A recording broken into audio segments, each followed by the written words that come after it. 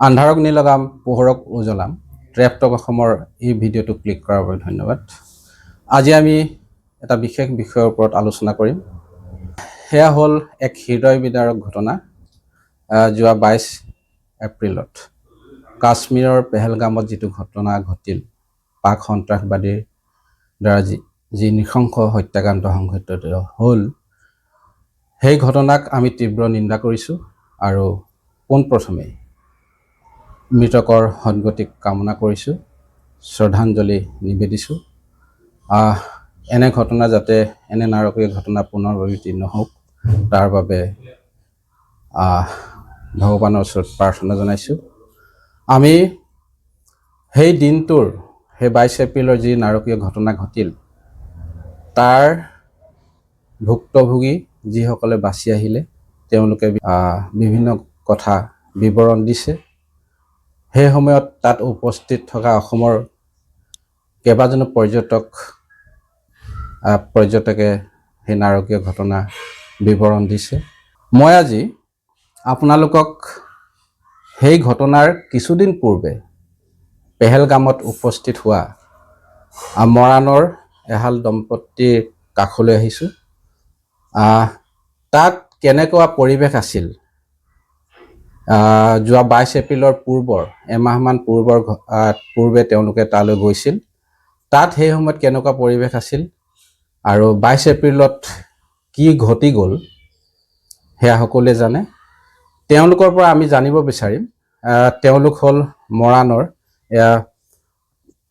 ময়ূৰজ্যোতি সোণোৱাল আৰু তেওঁৰ নৱবিবাহিতা পত্নী পৰিস্মিতা চাংমাই সোণোৱাল। আপোনালোকক স্বাগতম জনাইছোঁ। নমস্কাৰ। কেতিয়া যোৱা হৈছিলে তালৈ? আমি 7 তাৰিখে গৈছিলোঁ।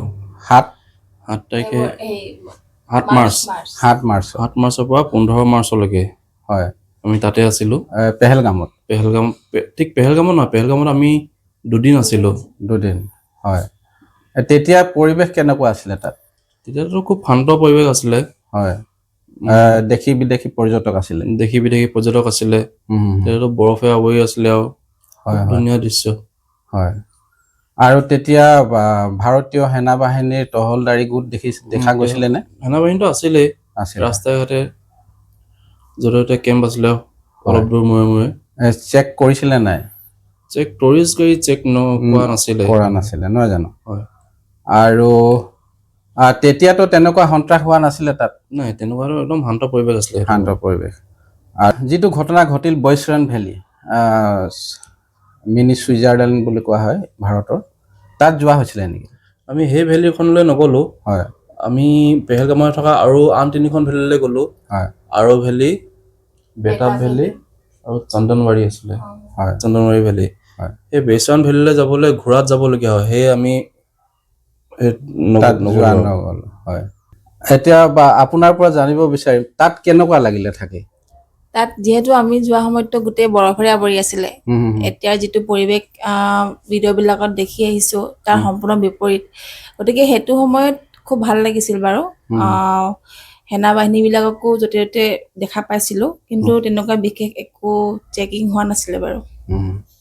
সেই চেকিং নোহোৱাৰ সুবিধা লৈ উগ্ৰবাদটো আহিলে নেকি? প্ৰৱেশ কৰিবলৈ সুৰুঙা থাকি গ'ল? হ'ব পাৰে, সেইটো এটা কাৰণ। বিদেশী পৰ্যটক যথেষ্ট আছিল চাগে? আছিলে। পেহেলগামৰ কোন ঠাইত থকা হৈছিলে? কেইদিন থকা হ'ল তাতে? 2 দিন পেহেলগামতে আৰু। পেহেলগামতে ন? তেতিয়া যিটো পৰিৱেশ, আজিৰ পৰিৱেশ সম্পূৰ্ণ বিপৰীত। তাৰ পৰা পৰ্যটকসকলে লহৰি ঢাপৰি নিজ স্থানলৈ গমন কৰিছে। সেই তেতিয়া যাওঁতে আৰু গৈছিলে নেকি? অসমৰ পৰ্যটক লগ পোৱা গৈছিলে? অসমৰ পৰ্যটক লগ নাই পোৱা চাগে, কিন্তু তাতে অসমৰ পৰা ভালে কেইজন মানুহ তাত কিন্তু হোটেলত থাকে, তেনেকে থাকে আৰু কাম কৰে। অসমীয়া ল'ৰা লগ পাইছোঁ। এইটো কথা বতৰাত গম পোৱা গ'ল নে কেনেকে? নাই, আমি অসমীয়াত কথা পাতি থকা আমাৰ লগত আৰু এটা কাপল গৈছিলে। তো আমি অসমীয়াত কথা পাতি দেখি সি ল'ৰাটোৱে নিজে আমাক সুধিলে ক'ৰ পৰা আহিছে দাদা বুলি। তেওঁলোক কোন ঠাই আছিলে? লখিমপুৰ আছিলে। খাদ্য কেনেকুৱা খাদ্য দিয়ে হোটেল ৰেষ্টুৰেণ্টবিলাকত তাত? খাদ্য ব্যৱস্থা খুব ভাল তাতে। ভাল ন? আৰু তেওঁলোকৰ ব্যৱহাৰ পাতি ভাল বুলি কোৱা শুনিছো। খুব ভাল, খুব ভাল। আমি যিটো ধাৰণা কৰোঁ জম্মু কাশ্মীৰৰ উগ্ৰবাদৰ যিটো পৰিৱেশ, কিন্তু তাৰ নাগৰিকসকল যথেষ্ট অতিথি পৰায়ণ বুলি সেইটো পোৱা গৈছিলে নহয় জানো? অসুবিধা একো হোৱা নাছিলে? অসুবিধা একো হোৱা নাছিলে। এইটো হোটেল ৰেষ্টুৰেণ্ট বিলাকৰ হেৰি কেনেকুৱা, ফেয়াৰটো কেনেকুৱা লয় তেওঁলোকে থাকিবলৈ হ'লে? আমি যিহেতু পেকেজিঙত গৈছিলো, হল গোটেই টুৰটো এটা পেকেজ আছিলে, গতিকে সেইটো আমি ক'ব নোৱাৰিম। এটা পেকেজৰ ভিতৰতে মানে আমাৰ এই 7 দিনৰ হেৰিটো আছিলে মানে। হয় হয়। কিন্তু এনেই গুগল মেপত যদি সেই হোটেলখন চাৰ্চ কৰি চাওঁ, হোটেলবোৰৰ দাম প্ৰায় 4,000, 5,000, 10,000 লৈকে আছে পাৰ নাইট আৰু। হয়, এদিন 24 ঘণ্টাৰ কাৰণে নহয় জানো? ভাল হোটেলে দিছে মানে। হয় হয়। সেই দিনটোৰ কথা যদি 22 এপ্ৰিলৰ কথা মনত পৰে কেনেকুৱা লাগে এতিয়া? ভয় লাগে, বাচি আহিলো বুলি ভালো লাগে। হয় হয়। তেতিয়াই যদি হ'লহেঁতেন আমি যোৱা সময়তে তেনেকুৱা এটা অনুভৱ হয়। হয়, তেনেকুৱা অনুভৱ হয়। অসমৰ পৰ্যটক যিহেতু তাত বহুত যায়, দেশী বিদেশী পৰ্যটক যায়, এতিয়া যিটো পৰিৱেশ হ'ল তাত টুৰিজিম ছেক্টৰটো যথেষ্ট প্ৰভাৱ পৰিব নহয় জানো? এতিয়া মানুহ নোযোৱা হ'ব, ভয় কৰিব যাবলৈ। হয়, তালৈ যাবলৈ দীৰ্ঘদিনীয়া পৰিকল্পনা আছিলে নে অকস্মাত যোৱা হ'ল? অকস্মাতে যোৱা হৈছে বাৰু। এটা মিলিলে পৰিৱেশ তাত চলি আছে। হয় হয়। মই নিজৰ ব্যক্তিগত হেতু কৈছো মানে অনুভৱটো। আজি 1-2 বছৰ আগতো বৰ্তমান ময়ো সেইটোৱে অনুভৱ কৰিছিলো যে তাত গ'লে এনেকুৱা ধৰণৰ কিবা পৰিস্থিতিৰ সন্মুখীন হ'ম নেকি, মানে যোৱাৰ কথাটো ইমান ভবা নাছিলো। মানে ভয় ভাৱ এটা সোমাই আছিলে কিজানি ক'ৰবাত কিবা দুৰ্ঘটনা হৈ যায়, কিন্তু গৈ পিনে সেইটো বস্তু মানে একেবাৰে বিপৰীত আছিল। এতিয়া মই এখেতসকলক কৈছো যে যিটো ভাবি আহিছিলো কাশ্মীৰখন কেনেকুৱা তেনেকুৱা সম্পূৰ্ণ নহয়, একদম মানে বহুত ছেফ হয়, কিন্তু এই ঘটনাটোৰ পৰা আকৌ আগৰ যিটো মোৰ অনুভৱ সেইটো ঘূৰি আহিছে। মানে সেইটো আগৰ পৰিৱেশ, শান্তিৰ পৰিৱেশ ঘূৰি আহিলেও পৰ্যটক যাবলৈ অলপ ভয় শংকা থাকিব নহয় জানো? তাত কিবা তেনেকুৱা বিশেষ মনত থকা ঘটনা ঘটিছিলে নেকি তাত? বৰফ দেখি জীৱনতো কেতিয়াও দেখি পোৱা নাই, গতিকে বৰফ দেখি মানে বহুত বেছি ভাল লাগিছিলে, যিটো মই এতিয়াও মই অনুভৱটো ক'ব অকমান দিগদাৰ হৈছে ক'বলৈ। বৰফত বগোৱা হৈছিলে নেকি পাহাৰত? ট্ৰেকিং ধৰণৰ? হয় হয়। তাতে গোটেই হেৰিটো চুট পোৱা যায়, তাৰ গোটেই পেকেজত আছিল? নহয়, মানে কোনটো বস্তু? তাত বৰফত যেতিয়া ড্ৰেছ নাই সেইবিলাক বেলেগ অকল জেগাত পোৱাই দিয়াটোহে, মানে হোটেলৰ পৰা, এয়াৰপৰ্টৰ পৰা হোটেলৰ পৰা যিডোখৰ জেগাত আমি যাম তাত পোৱাই দিয়াটোহে, সেইটো লগতে ব্ৰেকফাষ্ট ডিনাৰ এইটো আছিলে, বাকী চব নিজৰ ভাড়া আদি কৰি খোৱা বোৱা। তাতে আপেলৰ গছ, আঙুৰৰ গছ দেখা গৈছিলে? আমি যোৱা গছ দেখিছিলো, কিন্তু আমি যোৱা সময়ত শুকান হৈ আছিলে।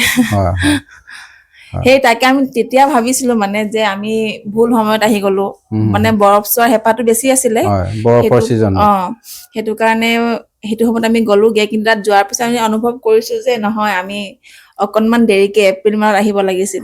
সেইটো বস্তু আমি ভাবিছো মানে তাত গৈ, কিন্তু এতিয়া ভাবিছো যে আমি ভাল যে আমি এপ্ৰিলত নগলো। হয় হয়। খুবেই এটা নাৰকীয় ঘটনা সংঘটিত হৈ গ'ল। পুনৰ যাতে এনে ঘটনা সংঘটিত নহওক, ভাৰত চৰকাৰে তাত তীক্ষ্ণ নজৰ ৰাখিব লাগে, আৰু পৰ্যটন ক্ষেত্ৰখন টনকিয়াল হওক, কাশ্মীৰ পুনৰ শান্তিৰ পৰিৱেশ বিৰাজমান হওক, আমি তাকে কামনা কৰিম। আৰু অনাগত দিনত যাতে কেৱল কাশ্মীৰতে নহয়, সমগ্ৰ ভাৰতবৰ্ষত এনে এটা পৰিৱেশত পৰ্যটন ক্ষেত্ৰখন টনকিয়াল হওক। পৰ্যটন ক্ষেত্ৰখন যদি টনকিয়াল হয়, তেনেহ'লে আমাৰ ভাৰতবৰ্ষ কিংবা অসমৰ ৰাজহ বৃদ্ধি পাব, আমাৰ ৰাজকোষ টনকিয়াল হ'ব, আৰু সন্ত্ৰাসবাদ যিহেতু পৃথিৱীত প্ৰান্তে প্ৰান্তে আছে, কিন্তু সন্ত্ৰাসবাদ নিৰ্মূল কৰিবলৈ হ'লে বিশ্বৰ প্ৰতিখন দেশেই তাৰ পদক্ষেপ গ্ৰহণ কৰিব লাগিব। আমি এক শান্তিৰ পৰিৱেশ পুনৰ ঘূৰি আহক, তাকে কামনা কৰি আজিৰ এই অনুষ্ঠান সামৰিছোঁ। ধন্যবাদ। Travel. The shadows and lights of this unique journey will continue to be reflected on this website.